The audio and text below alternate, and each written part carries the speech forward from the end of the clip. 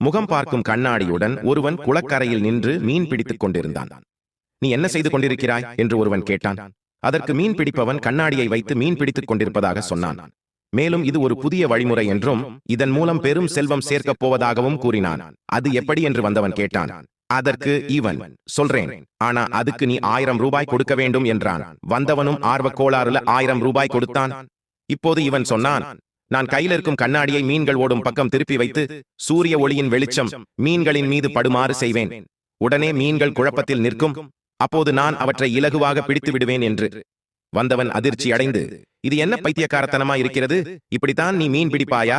அது சரி, இன்றைக்கு இந்த முறையில நீ எத்தனை மீன் பிடிச்ச என்று கேட்டான். மீனவன் சொன்னான், இன்று நீ 6வது என்று. ஆம் நண்பர்களே, இப்படித்தான் நம்மில் பலர் பணம் சம்பாதிப்பது எப்படி, கோடீஸ்வரர் ஆவது எப்படி, சிறப்பாக தொழில் செய்வது எப்படி என்று எழுதப்பட்ட புத்தகங்களை வாங்குகின்றனர்.